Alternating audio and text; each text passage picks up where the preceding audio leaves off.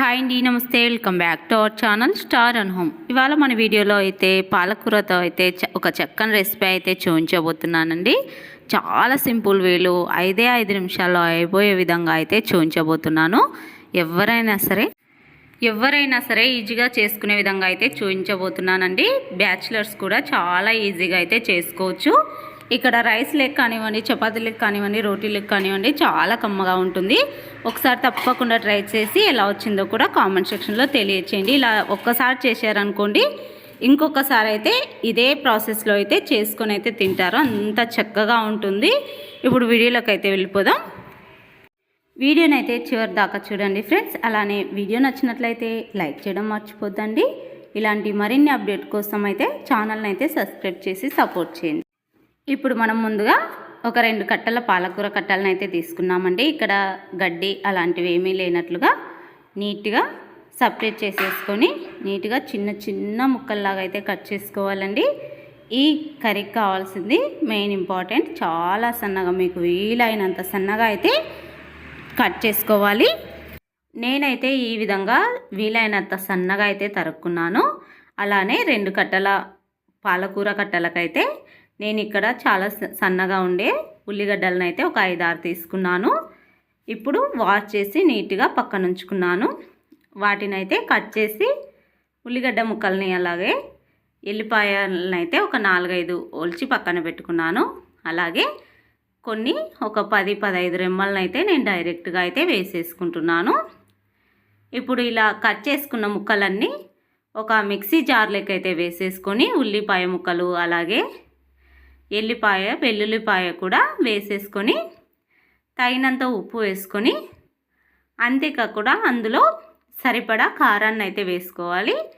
ఇక్కడ పాలకూర 2 కట్టలకు 2 టేబుల్ స్పూన్లు అయితే చాలా చక్కగా అయితే సరిపోతుంది. కాకపోతే ఇంకా ఎక్కువ స్పైసీగా తినాలి అనుకునే వాళ్ళైతే కొంతమంది ఆకుకూరలకైతే కొద్దిగా కారం ఎక్కువగా వేసుకొని తింటారు. మీ టేస్ట్ని బట్టి మీరైతే కారాన్ని అయితే సర్వ్ చేసుకోవచ్చు. ఇప్పుడు మిక్సీ పైన మూత పెట్టేసుకొని మెత్తటి పేస్ట్లా కాకుండా బరకగా అయితే పట్టుకోండి. చూడండి, వీడియోలో చూస్తున్న విధంగా అయితే మనం బరకగా పట్టేసుకోవాలి. ఇలా బరకగా పట్టుకున్న గిన్నెను, మిక్సీ గిన్నెను పక్కన ఉంచుకొని స్టవ్ ఆన్ చేసి ప్యాన్ పెట్టుకొని ఈ కర్రీకి అయితే ఆయిల్ అయితే కొద్దిగా ఎక్కువగానే పడుతుందండి. కొద్దిగా పోపు దినుసులు వేసుకోండి, మీకు ఏవి అవైలబుల్గా ఉంటే అవి. ఒలిచి పెట్టుకున్న ఎల్లుల్లిపాయలను అయితే వేసుకోండి. అలానే ఒక 2-3 ఎండుమిర్చీలను అయితే దంచి అయినా వేసుకోండి, డైరెక్ట్గా అయినా వేసుకోండి. ముందుగా ఒక 2 రెమ్మల కరివేపాకు వేసుకోండి.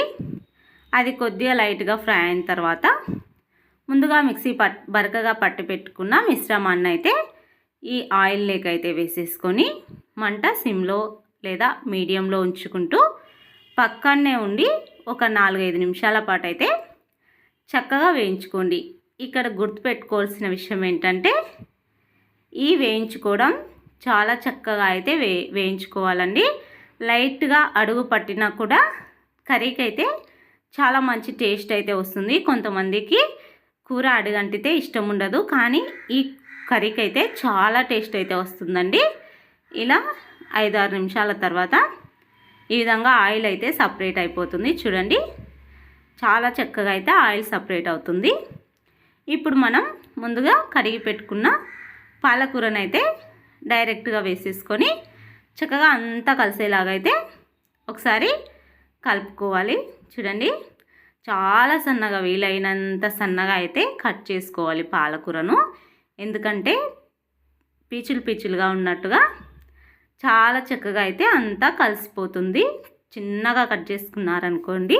మిశ్రమాన్ని పాలకూరనంతా వేసిన తర్వాత ఒక 2-3 నిమిషాలకే చక్కగా కూర అయితే రెడీ అయిపోతుంది. చూడండి, ఈ విధంగా రెడీ అయిన కూరనైతే డైరెక్ట్గా వేడివేడి అన్నంలోకైనా సర్వ్ చేసుకోవచ్చు, లేదా రోటీ లేకైనా సరే, చపాతీ లేకైనా సరే చాలా సూపర్గా ఉంటుందండి. నాకైతే వేడివేడి అన్నంలోకి అయితే నేను సర్వ్ చేసుకున్నాను. మా హస్బెండ్కి, మా పిల్లలకు, అలాగే మా ఇంట్లో వాళ్ళందరికైతే చాలా చాలా బాగా నచ్చిందండి. నేను చెప్పడం అయితే కాదండి, మీరు ఒకసారి ట్రై చేయండి, చాలా బాగా నచ్చుతుందండి. ఇంట్లో వాళ్ళకైతే మామూలు కర్రీ కంటే పాలకూర అంటే చాలా మందికి అంటే అస్సలు ఇష్టం ఉండదు. అలానే మా ఇంట్లో కూడా ఎవరికి ఇష్టం ఉండదండి. అందుకని చెప్పేసి 2 కట్టలు తెచ్చి చేసి ఈ విధంగా ట్రై చేశానండి. అసలు ఇంట్లో వాళ్ళు లొట్టలు వేసుకుంటూ తింటారండి. అంత టేస్టీగా ఉంటుంది. దీని ముందు అయితే ఏది కూడా పని చేయదండి. అంత బాగుంటుంది. తప్పకుండా మీరు కూడా ఈ విధంగా ట్రై చేసి చాలా సింపుల్ వేలో జస్ట్ 5-6 నిమిషాలకే ఈ కర్రీ రెడీ అయిపోతుందండి. ఇలా ఒకసారి ట్రై చేసి మీకు ఎలా వచ్చిందో కూడా నా కామెంట్ సెక్షన్లో తెలియచేయండి. వీడియో నచ్చినట్లయితే లైక్ చేయండి. ఇలాంటి మరిన్ని కొత్త రెసిపీస్ కోసం నా ఛానల్ని స్టార్ అను హోమ్ని అయితే ఇక్కడైతే నేను ఒక విషయం మాట్లాడాలనుకుంటున్నానండి. నా ఛానల్ అయితే 2-3 రోజులు అయిందండి మానిటైజేషన్ అయ్యి. ఒక్కటే రోజులో అయితే మానిటైజేషన్ అయిపోయిందండి. చాలా చాలా ధన్యవాదాలండి. ఇదంతా మీ క్రెడిటేనండి. 1000 సబ్స్క్రైబ్స్ కాకముందే 4000 వాచ్ టైం అవర్స్ అయితే అయిపోయింది. అలానే మన ఛానల్లో ఇలాంటి కొత్త రెసిపీస్తో అయితే మీ ముందుకైతే వచ్చానండి.